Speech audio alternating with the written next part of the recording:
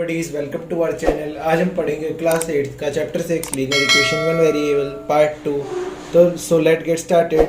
Question 7, the length of a rectangle is 5 centimetre more than its breadth. If the length is increased by 6 centimetre and breadth is decreased by 3 centimetre then the new parameter become 8 by 7 of the original parameter. Find the length and breadth of the original rectangle। हमें कह रहा है question, अगर length of rectangle 5 centimetre है और breath 5 centimetre ज़्यादा है breath से, और अगर हम लेंथ को 6 सेंटीमीटर बढ़ा देते हैं और ब्रेथ को 3 सेंटीमीटर घटा देते हैं तो उसका जो नया पैरामीटर आएगा वो 8 बाई 7 है।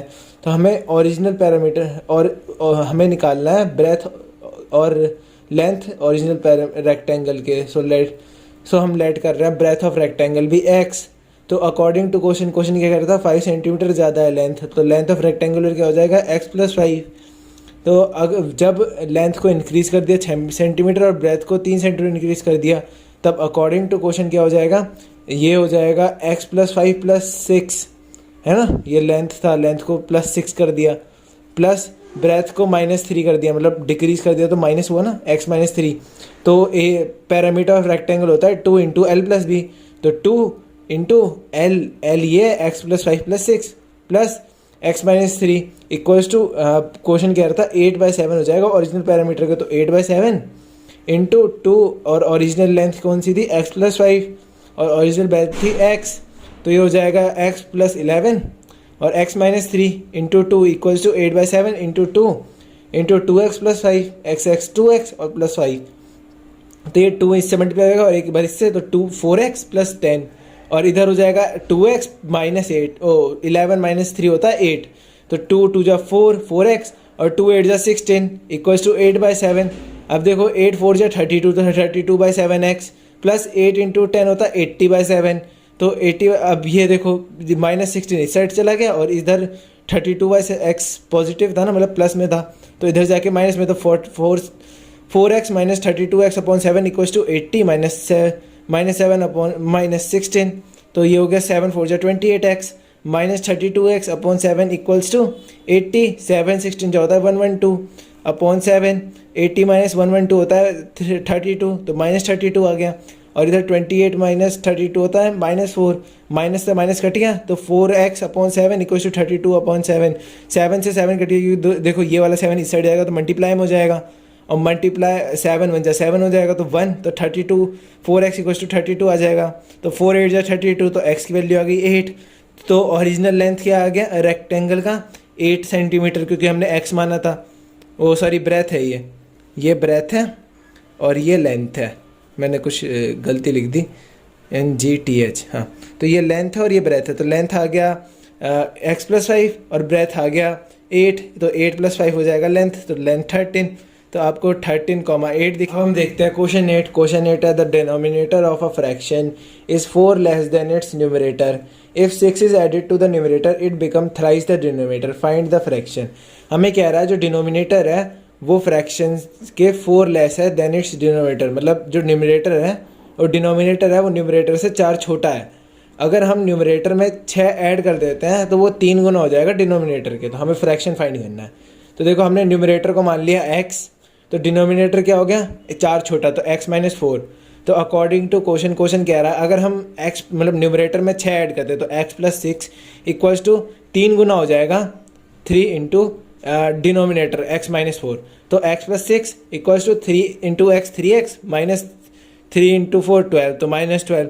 अब देखो ये -12 है, इस साइड आके +12 होगा, तो 6 + 12 इक्वल्स टू 3x, इधर +x है, इधर जाके -x, 3x - x, तो 3x - x हो जाता है 2x इक्वल्स टू 6 + 12 18, तो 2 × 9 = 18, तो x इक्वल्स टू 9। तो न्यूमरेटर हमने x माना तो न्यूमरेटर की वैल्यू आ गई 9, और डिनोमिनेटर था x - 4, तो 9 - 4 होता है 5। तो फ्रैक्शन कैसे लिखते हैं, न्यूमरेटर अपॉन डिनोमिनेटर, तो फ्रैक्शन ऐसे आएगा ना, x/x - 4। तो ये आ गया 9/5। देखते हैं question 9। The distance between Delhi and Lucknow is 720 kilometre. 2 train starts from 2 station.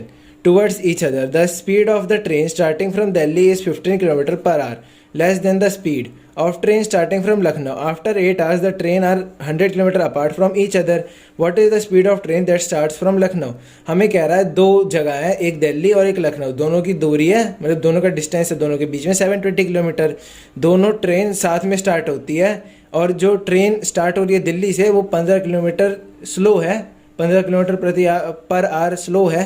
Train start हो रही है जो लखनऊ से. 8 घंटे बाद दोनों ट्रेन 100 मीटर दूर है एक दूसरे से, 100 किलोमीटर दूर है एक दूसरे से. तो हमें फाइंड करनी है ट्रेन की स्पीड जो लखनऊ से स्टार्ट हो रही है. तो डिस्टेंस हमें दे रखा है 720. हमने लेट कर लिया the speed of train that starts from Lucknow be x kilometre per hour. So the speed of train that starts from Delhi is, देखो हमने पहले लेट कर लिया speed of train that start जो लखनऊ से स्टार्ट हो रही है वो x किलोमीटर पर आवर है. और जो तो अकॉर्डिंग टू क्वेश्चन जो दिल्ली से स्टार्ट हो रही है 15 किलोमीटर कम है तो x minus 15. After 8 hour distance equal to 100 kilometre. वही कह रहा है ना क्वेश्चन कि 8 घंटे बाद दोनों 100 किलोमीटर दूर है, तो after 8 hour distance equal to 100 kilometre. अब देखो हमने फॉर्मूला पढ़ा होगा आपने, speed equal to distance upon time. तो डिस्टेंस क्या आ गया, स्पीड इनटू टाइम. तो देखो जो दिल्ली की ट्रेन है जो दिल्ली से चल रही है वो उसकी स्पीड हमने मानी थी x माइनस 15 और वो कितने घंटे में, 8 घंटे में कितनी चल रही है. तो स्पीड हो गई 8x माइनस 15, टाइम हो गया 8 आवर. तो ये हो जाएगा 8x माइनस 12 120. और डिस्टेंस फ्रॉम लखनऊ, मतलब distance by train from Lucknow, कितना डिस्टेंस ट्रेवल किया लखनऊ वाली ट्रेन ने, तो वो कितना हो जाएगा, स्पीड इनटू टाइम.